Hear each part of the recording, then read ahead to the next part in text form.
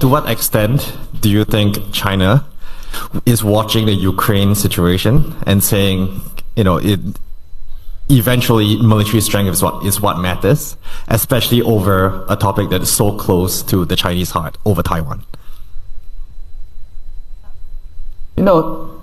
Every Chinese knows the dynamics of three kingdoms. Many of you would have read The Romance of the Three Kingdoms.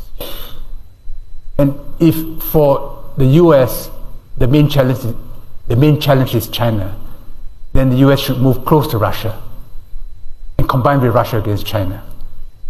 So the fact that the US and Russia have become mortal enemies is a gift to China. Of course, China is very careful to triangulate its position and not be too much in Russia's camp. I think they are about 55-45, with a bit more weight on Russia than on the West. And it's a comfortable position for them to be in. Sometimes they're 60-40, but I think right now 55-45. And if there's a possibility of peace, they'll move towards 52-48. But it'll never be 50-50, because they know that if Russia goes down, all the pressure will be on them. They can't say it, but it's obvious their strategic thinking. Gaza is another gift to China, because these for them are distant wars, and it takes away unwelcome attention by the Americans of them in East Asia. And it'll be prolonged. In the end, some kind of a partition of Ukraine is inevitable, like the partition of the Korean Peninsula. It can go on for decades. There'll be peace. One part will join the EU, like Cyprus, like what happened to Cyprus. But there'll be no peace agreement. And for as long as there's no peace agreement, there'll be continuing antagonism between the West and Russia, which means that the relationship between Russia and China will be close for decades to come. So this is a new phase in history. Thank you. Certainly the sudden outbreak of the war in Ukraine has almost like thrown a monkey wrench into the global politics and changed the calculations on all sides. And you say that has been, for China, it has given them breathing space in this competition with the United States. Yes, the gentleman on the side to the left. Yes. Thank you for the talk. So my friends in China have been very well educated friends in China. They're generally fairly pessimistic based on the trend over the last 10 years. So I'm curious about your perspective on China for the next 20 years or so, and also on China-US relationships. Organically, China will continue to grow because it's still got a lot of slack to take up. Eventually, it has to confront demographic decline and ossification of its system. Many people worry about centralized rule in China, worry about key man risk. The irony is this, that if there's no centralized rule in China, if there are factions, then corruption is inevitable. In China, to get around corruption, you have to centralize. But of course, within that central system, sub-factions are now evolving. So this is the dynamic of Chinese society. Every dynasty goes through this progression. China will eventually, but I don't think in the near future. Right now, they're producing more STEM graduates than the rest of the world combined. They are very hardworking people, very high savers. And in many areas, they are formidable. Yes, at the frontier of science, they can't match America. But what they're now saying is, yes, from 0 to 1, it'll be America. But from 1 to 100, it'll be China. Elon Musk has repeatedly hinted about this. He said design is not difficult. The manufacturing is difficult. In other words, to throw up new ideas. Perhaps America has the most fertile ground. But to carry it to fruition across time and space, China may have an advantage in certain industries, India in others.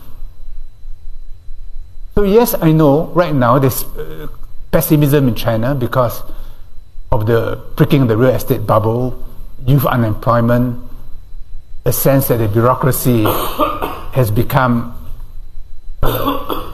rigid because everyone is afraid. A friend of mine said, when I was at a meeting in Beijing, he said the Beijing is very tense. My reply to him was, since when was the imperial capital not tense? But this is China. And this drama we cannot affect. And it's very difficult for individual Chinese to affect that drama. Just to tag on to that question. So you think with the continuation of collective leadership at the very top, this fight against corruption would not have succeeded? No, if there were factions like you had in the earlier period, you can never fight corruption because each would favor his own loyalists. And you can never take away corruption from Chinese society because it's embedded in Confucian relationships. You know, from Qing dynasty to Han dynasty, the great change was the idea of Li. Li as in Li Mao as in Li Wu. Li. Ritual, behavior, to organize large numbers. So during the Tang dynasty, they lost it, and then Han came around and said, no, stop this religious nonsense, worshipping Buddha bones and so on. Go back to Confucius. Song dynasty, again, go back to Confucius. And today in China, they're going back to Confucius because it's such a vast country.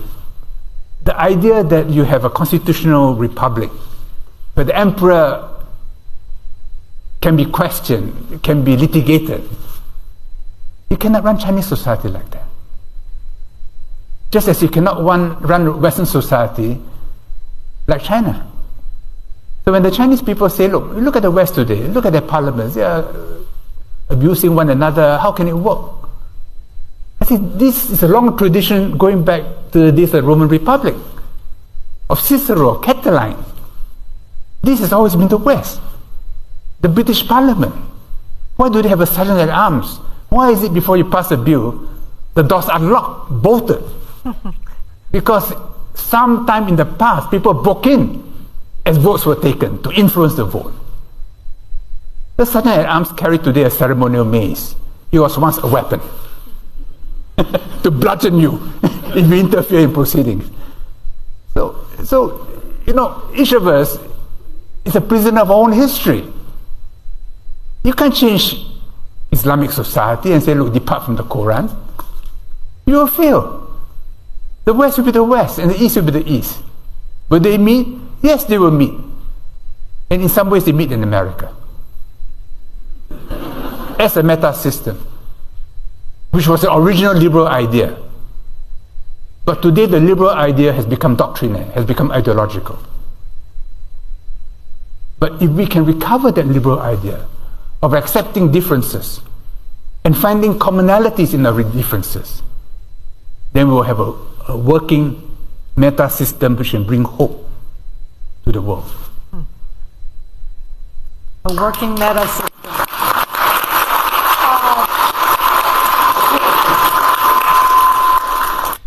You mentioned that there are certain behaviors that can't be changed in Chinese society. You also talked about how maybe we shouldn't be in the business of trying to change China. However, there's certain behaviors that China does that many Americans would perceive as deal breakers, backstabbing potentially. Theft of intellectual property, things like the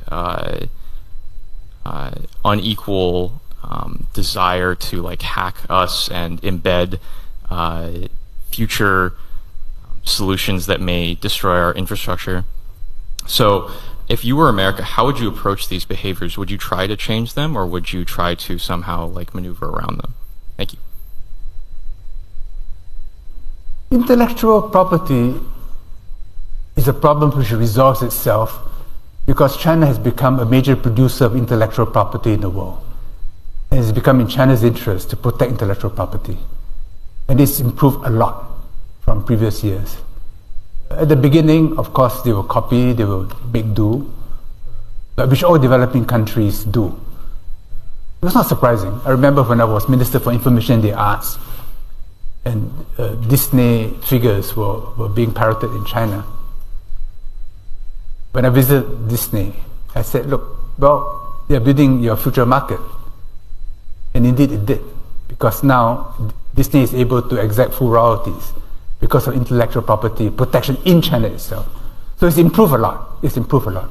I think it's a receding problem. It's not a growing problem. The other issue of, I think what you're suggesting is intelligence gathering through embedded devices, the internet, and so on. I think all countries do that. Probably the US more than any other country.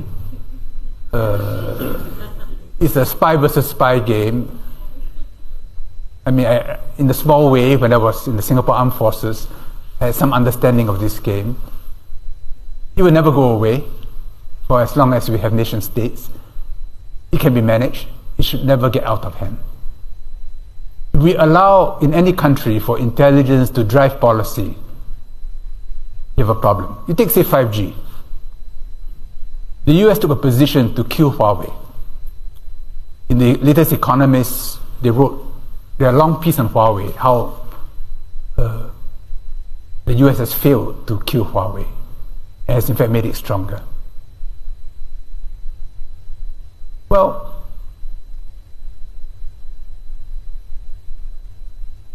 if you say, I want to deny the Chinese a capability to prevent me from doing what I've always done, which is to access everybody's system, then I'm denying Western society also. So today, 5G in the US and Europe is way below 5G in China. So real industry is being affected. When intelligence drives policy, policy is suboptimal. But policy cannot ignore intelligence consideration. So I was in the Army, I was in the Air Force, I was in the Defense Ministry. Then I went over to become Minister for Trade and Industry. I went over to Foreign Affairs. So I see from both sides. You have to strike a balance between your capabilities and your immunological system. If you have an overwrought immunological system, in the end, you hurt yourself. But this is the phase the West is going through.